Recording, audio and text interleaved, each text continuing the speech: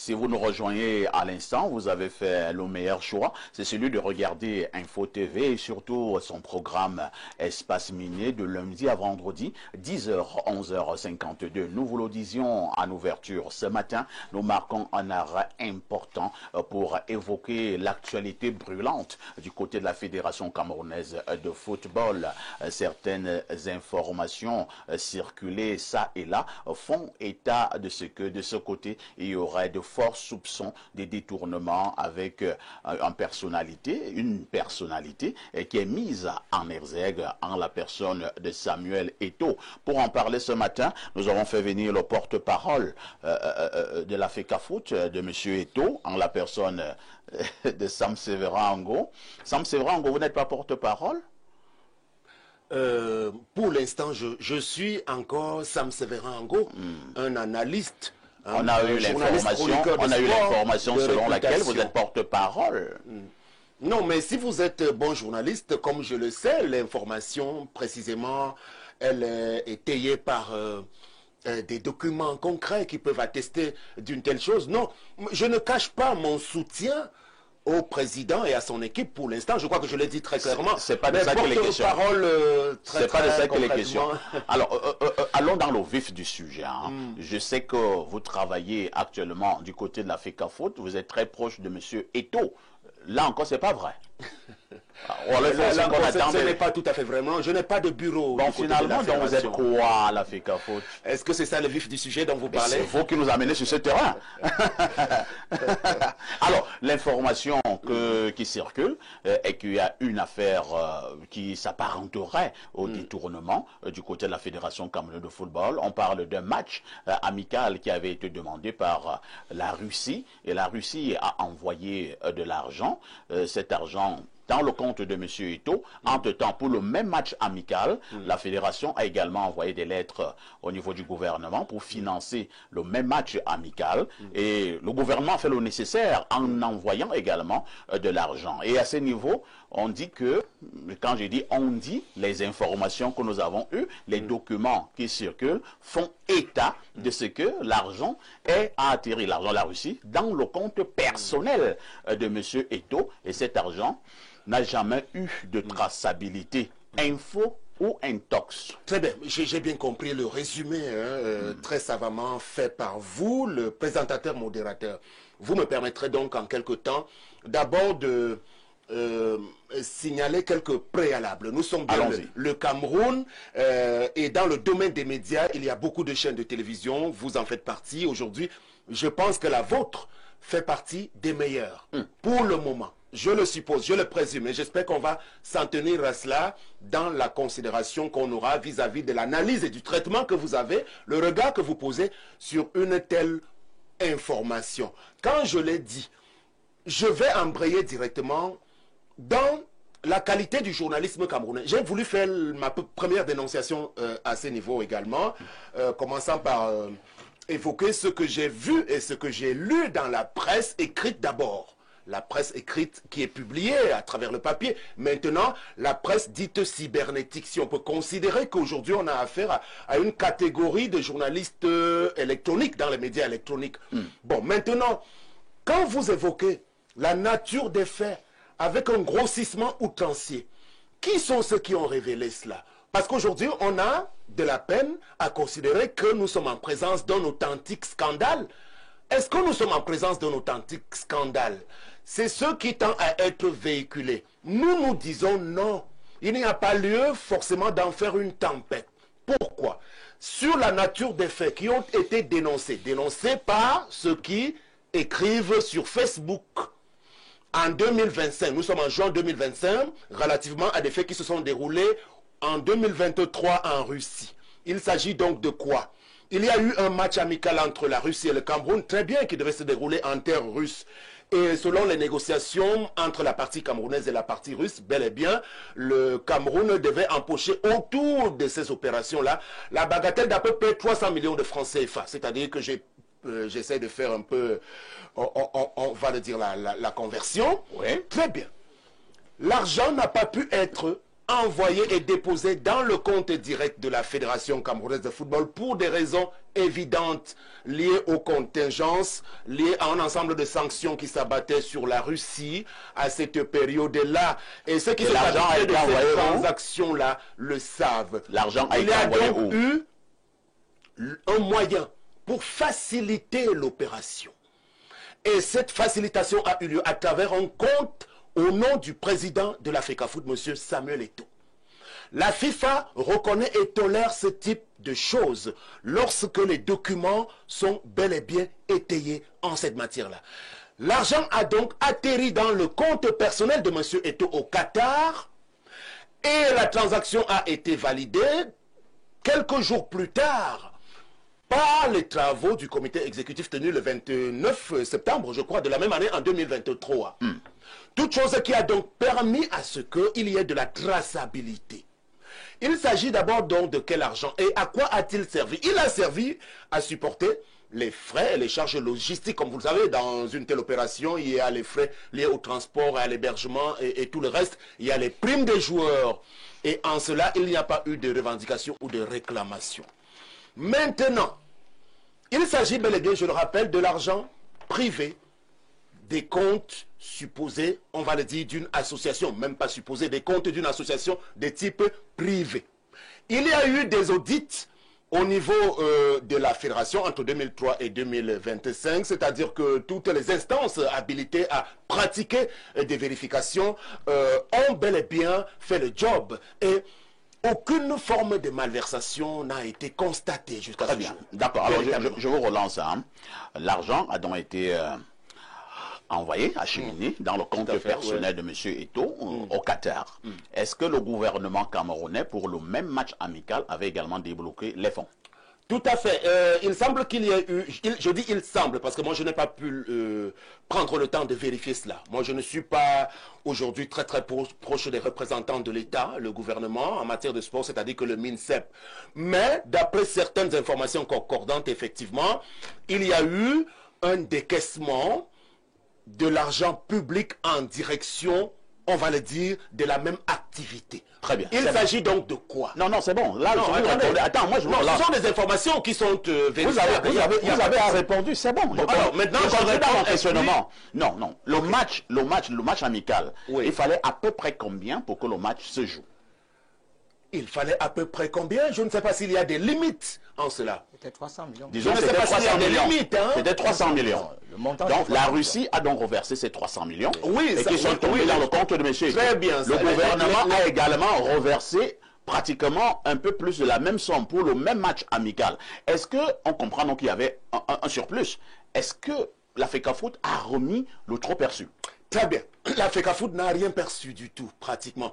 Cet argent, c'est l'argent de l'État qui est géré par l'agent comptable. Depuis quelque temps, effectivement, c'est comme ça que ça fonctionne. La Fédération camerounaise de football n'est plus responsable des fonds qui viennent de l'État du Cameroun. En son temps, le président de la FECAFOOT pouvait être considéré comme un ordonnateur. Mais je vais vous dire, cet argent, quand il est débloqué, est de la responsabilité intégrale des responsables de l'État camerounais. Et à ce niveau précisément, permettez-moi d'indiquer que nous sommes en pleine cacophonie, effectivement, à cause du bicéphalisme qui a lieu, qui a cours aujourd'hui au niveau de la gestion globale du football. Je parle du football camerounais. Je ne vais pas encore évoquer le cas des autres disciplines olympiques comme le volleyball où il y a tout un gros désordre là-bas également par la même faute et la même incurie des gens du ministère des Sports. Je le dis sans embâche. Il s'agit donc de considérer que la FECAFOOT n'a jamais généralement demandé à l'État de décaisser cette somme colossale. Même pour le cas de la dernière rotation de la sélection dans le cadre de l'African Week à Marrakech au Maroc. C'est bien l'instance fédérale, à travers son président, qui a négocié cette participation du Cameroun à cette série de rencontres au Maroc, de type amical également. Mais on a vu toujours le ministère se déployer en première ligne avec un décaissement d'à peu près 400 quelque chose de millions de francs qui a servi à quoi? Parce qu'au Maroc, à Marrakech récemment, on a vu plutôt justement les responsables du ministère des Sports en première ligne au détriment des gens de la fédération. C'est ça le vrai problème de fond. Pourquoi j'insiste là-dessus? Parce que du temps du président Iya Mohamed, à l'époque, rappelez-vous, moi je l'avais beaucoup côtoyé également, j'étais en interne, monsieur Iya rappelait très généralement que l'État du Cameroun n'a pas à souvent dépenser des sommes aussi importantes pour la seule gestion de l'équipe nationale. Quand nous allons à la Coupe du Monde d'Afrique du Sud, parce que j'étais du voyage d'Afrique du Sud, la Coupe du Monde à 2010, rappelez-vous, vous vous rappelez qu'il y a eu une grosse polémique sur les montants qui ont été débloqués pour l'hébergement des Lions indomptables. L'équipe du Cameroun était logée dans des conditions mirobolantes alors qu'on n'en avait pas besoin. Et cet argent est venu du trésor public. On n'a qu'à laisser le soin aux gens de la FECAFOOT, qui est l'organe technique, de gérer les sélections nationales avec les fonds propres de la FECAFOOT, qui ne constituent en rien des deniers publics. Parce que ça aussi, c'est une précision qu'il faut vous donner. J'ai compris, hein. Nous avons compris. Alors, Pierre Blériot-Niamey, que vous avez suivi Sam Sévéran en gros, si je m'en tiens à ce que Sam Sévéran vient de donner comme éclairage, il n'y a donc pas eu détournement du côté de la Fédération comme le football. C'est ça, Sam Sévéran? Mais tout à fait, parce que si pour qu'il y ait un détournement, il faut qu'on constate que, par exemple, d'abord, les sommes qui ont été débloquées pour le match, je parle bien des 300 millions venant de la partie russe, n'ont pas servi à l'objet pour lequel ils étaient destinés. C'est à cette conclusion que les auditeurs internes à la FECAFOOT ont abouti tout simplement. Jusqu'aujourd'hui. Et jusqu'aujourd'hui, ni les membres du comité d'urgence, ni les membres du comité exécutif, ni de l'Assemblée générale, personne ne s'est levé pour se plaindre. Parce que c'est à eux d'abord qu'incombe la responsabilité de dénoncer tout cas de malversation en interne à la fédération. C'est compris, Sam Sévéran. Pierre Blériot, Sévéran, en gros, au-delà de tout, sans passion, encore moins sans hypocrisie, on pourra quand même dire qu'il y a eu un problème de gestion. On aura un problème de faute de gestion.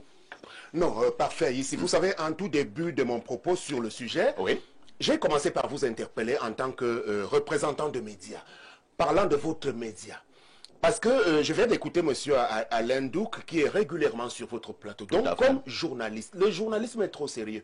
Quand il affirme péremptoirement qu'il n'y a pas eu l'excuse facile qu'on veut balancer à l'opinion, constatant le fait qu'il y avait une série de complications à ce qu'on puisse émettre des transactions financières. Il le dit avec emphase, avec un sérieux qui, moi, me laisse pantois parce qu'il n'a pas pris le temps de vérifier. Il n'en sait rien du tout de cette opération-là, telle qu'elle a été menée. Mais par la suite, il essaie de se rattraper parce qu'il n'y a pas eu le début de commencement d'une faute, puisque les gens qui sont appelés à constater la faute n'ont pas fait ce type de constat. Vous comprenez? Idem pour votre consultant, M. Niamey, venons-en. Parce que lui, il fait de l'humour. Si vous continuez dans cette lancée, vous allez perdre en crédibilité.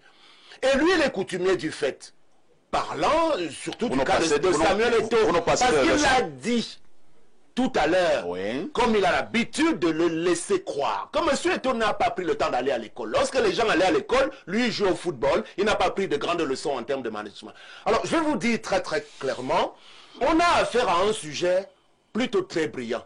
Et là, je vais rentrer dans son propos humoristique de tout à l'heure. Oui, il est bien plus intelligent que quelques intelligents apparents. M. Eto'o parle 10 000 langues à la fois pour caricaturer. Vous le savez. Donc aujourd'hui, il a pris la précaution de ne pas tomber dans une erreur. Nous sommes dans un pays où on dit que les directeurs généraux d'entreprises et d'État ne doivent pas excéder une certaine durée. Ils sont combien aujourd'hui qui sont toujours en poste? 9 ans. Voilà, très bien. Alors, allez-y questionner les différentes fautes de gestion. En matière de fautes de gestion, il y a 10 000 rapports, que ce soit de la CONAC, du compte super ou encore de la Chambre des comptes, récemment de la Cour suprême. De la NIF. De la NIF et tout cela, qui ont fait de gros constats en matière de fautes de gestion sur des entreprises qui relèvent du portefeuille étatique. La FECAFOOT ne rentre pas dans le portefeuille de l'État. Retenez-le une bonne fois pour toutes. Ce sont des fonds privés, d'essence privée. Donc ceux qui doivent faire le constat d'une je sais pas, d'une malversation, je le rappelle, ce sont les membres de l'instance. Il n'y en a pas eu.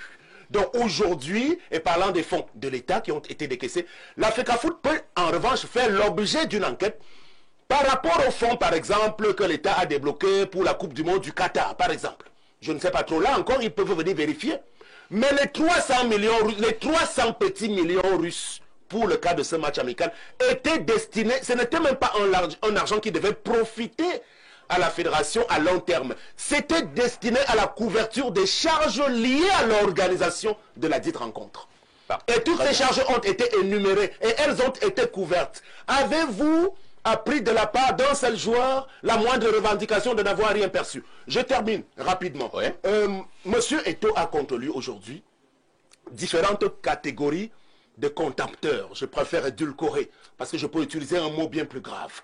Il y a d'abord les anciens employés de l'instance qui sont partis pour différentes raisons et qui aujourd'hui se sentent obligés de devenir un peu, on va le dire, des gens qui révèlent aux yeux du monde un ensemble de choses pour mettre en difficulté le président de l'instance, de qui ils n'ont plus reçu un ensemble de privilèges. Le cas de Benoît Angba. Benoît Angba n'était pas un excellent footballeur, hein, mais c'est M. Eto'o, lorsqu'ils étaient ensemble en Russie, qui le recueille aujourd'hui, lorsque, sorti de la compétition professionnelle, il n'avait plus pratiquement de boulot. Il a permis à Benoît Angba de se retrouver à la coordination générale des sélections nationales, puis secrétaire général adjoint.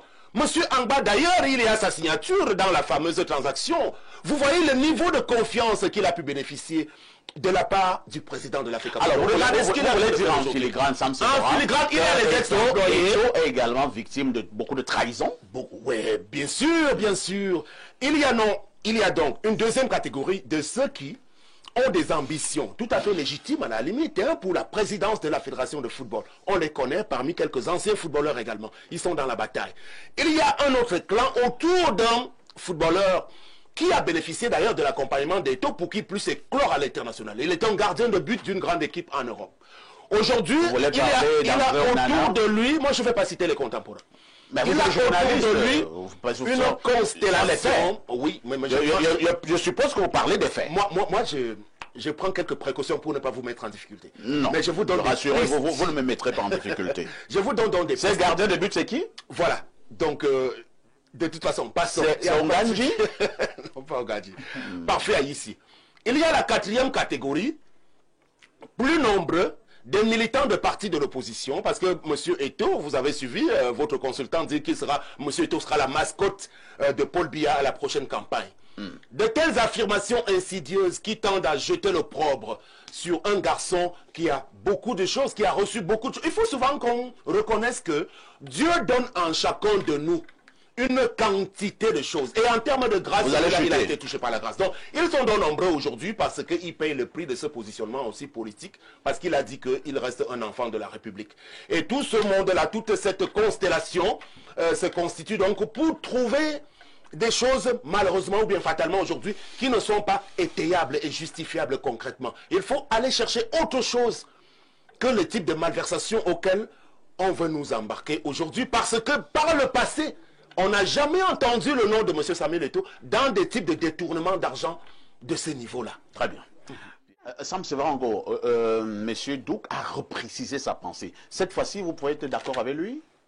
Non, pas du tout. D'ailleurs, je ne sais pas si je dois continuer de rester sur votre plateau. Et pourquoi? Lorsque monsieur était en train de s'adonner allègrement à son petit jeu de massacre, vous étiez impassible, vous n'avez rien dit. Donc si vous l'avez fait, pas, monsieur, je sors. Vous l'avez fait, Sam Sebera. Vous avez dit que nous sommes en train de perdre la crédibilité. Ça enlève quoi?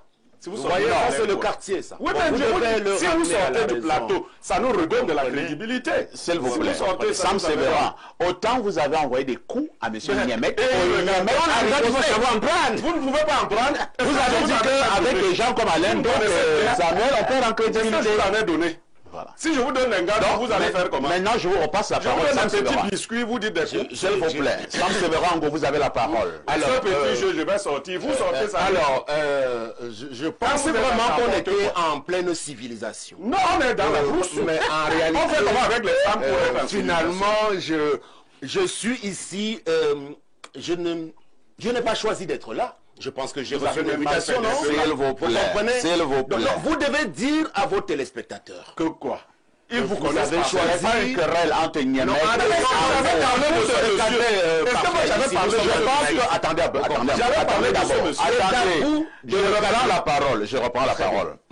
Nous sommes ici ce matin parce qu'il y a une situation qui se passe à l'Africa Foot. Voilà, si vous lisez bien le thème J'ai parlé de soupçons de détournement à la FECAFOOT et tout sur le banc des accusés. J'ai mis un gros point d'interrogation. Cela signifie qu'il y a des choses à éclairer parce que les téléspectateurs ont le droit de savoir. Je ne vous ai pas fait venir ici ce matin pour que vous livrez à un combat d'hommes. Nous sommes là sur le champ de l'explication au niveau des arguments parce que les téléspectateurs doivent savoir. Et voilà pourquoi moi, je vous repasse la parole, Monsieur Ango, parce que Monsieur Gousse est revenu sur les mécanismes sur le plan financier, les transactions bancaires. Monsieur Haïssi, vous avez donc la réputation d'être un sac de modérateur. Tout à fait. Sachez le rester, ne faites pas ce que vous faites là. Oh là là. Vous ne pouvez pas passer sur le fait que monsieur a évoqué... Mais c'est vous qui m'avez évoqué.